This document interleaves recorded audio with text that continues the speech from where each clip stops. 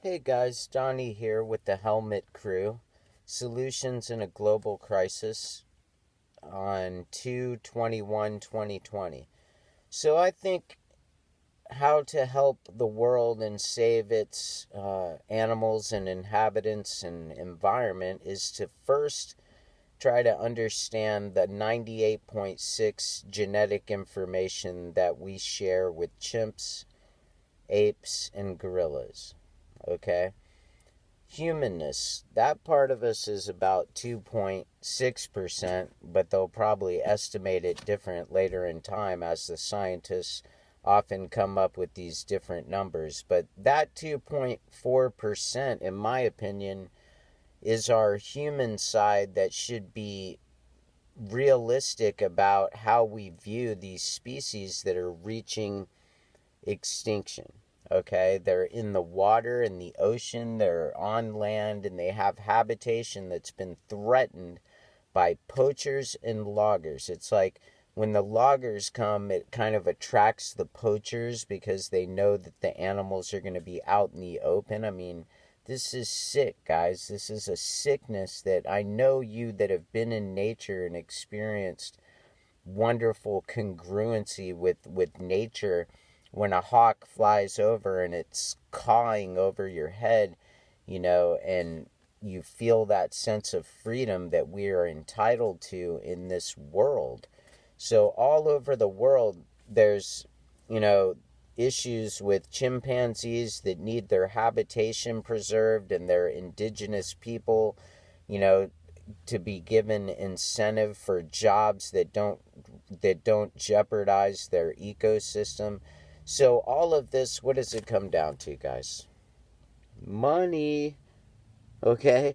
People like me that are on the lower end of the monetary totem pole have to live this way in order to encourage you guys to put money towards these issues. So there's places like www.grace.gorillas.org. You can go to that site and donate to the gorillas that have been jeopardized, since the inception of Titus's reign. This is Titus. I drew a picture of him with a pen, in the morning. He was the alpha male that led 25 or so troops, 10 females, like 5, teenagers, and, all of these troops up the mountain when the Rwanda Civil War broke out that killed 900,000 people in 100 days. Titus led the guerrillas up the mountain, and that 98.6% of our DNA had an alpha male leadership quality that was attributed to his calm confidence that he had in fending off incoming marauding guerrillas that had come in to try to take over his bloodless coup. So Titus was legendary, and I want to put you on track with studying him. He's on YouTube, and the documentaries that follow his research start with Diane Fossey. And also all of the videos on Jane Goodall's research since 1960 are also very important.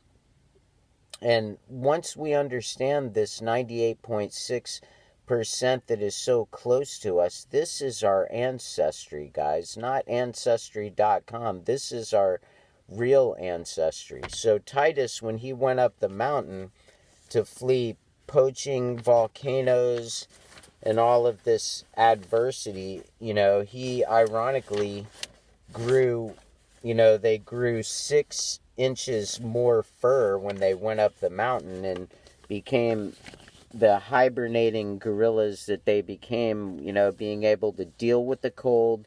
And Titus put on extra fur and still maintain this troop, infallibly, like the leader of a tribe. And he was known for his calm confidence. As I said, if you're wondering what the alpha male can do, in terms of the 2.6% of our genetic information that is human, we can send to these creatures that are the closest to us and stop depending on two-leggeds that want to give us advice and add a vice to our life. They don't come up to you and say, hey, can I give you some subtract vice? And that's what we're trying to do, subtract the vice from the eyes of the people. What we want to do in the helmet crew, the people that are protecting themselves from desensitization, is the same that we would want done to us, and that is to be truthful. Because when you are dishonest, you have to be consistent with covering up your tracks. When you tell the truth, you might get into trouble, but you'll find out that trouble actually leads to good. Okay? So we need to have implicit honesty when dealing with these matters and a sense of imperativeness. So Jane Goodall's research can be studied on YouTube, and I want you to pull out your notebooks and show me your journals, because we all have to come together to do this. It is not one person, but there are alpha leaders out there that will not bend, like myself, that plan on following the example of the alpha leaders that allowed their tribe to survive and live in harmony with nature. I'm out here in California, but this applies to all over the world. If you're out there surfing like we do over here in Santa Cruz, and you need to have a consciousness of the environment that's outside of your understanding of surfing and California nostalgia. This is an imperative issue that must be.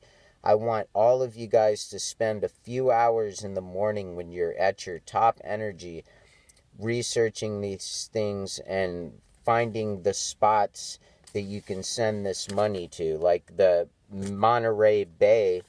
If you go visit them, you're actually contributing to preservation of mammals that are in the ocean, because they help rehabilitate a lot of these animals. And there's a sanctuary in Georgia. I want you guys to volunteer if you can, and document what you're finding out and how you can contribute and get other people to contribute to this, So, the alpha male that I talked about there's also alpha females. It's the same thing. And Franz Wall, who can be found on YouTube, he reiterates a lot of the alpha male things because he studied chimpanzees as well and compares human behavior with the chimpanzee politics. So, I just want you guys to start there and research. And, endangered species, we have orcas in the ocean, crinoid snapping shrimp. Reef destruction is the threat to those shrimps that are a part of our ecosystem. Sockeye salmon, U.S. Endangered Species Act, that salmon is on that. Napoleon wrasse is eaten by royalty, and it's a beautiful big fish, and it's just, these people in China are just eating our ecosystem and beautiful creatures just for some kind of delicacy. China, Singapore, the Philippines, these people are all doing that. They're just feasting on these near extinct creatures. Habitat loss and harvest. You can send money to AZA, Safe Saving Endangered Species. Another one is the Stella sea lions because of overfishing for their fish for humans. Scalloped hammerhead sharks globally shrinking by 95% because of their, they'll just take off their fins and throw them into the ocean. Okay, imagine like having these beautiful fins that allow you to swim through the ocean, and then somebody just throwing you out there like shark bait alive. Okay, so I know it's hard not to attach to the empathy and become paralyzed by what these people are doing, but you need to stand up like an alpha male or an alpha female and exhibit speech and leadership qualities. All of us, guys. Loving you, and thank you.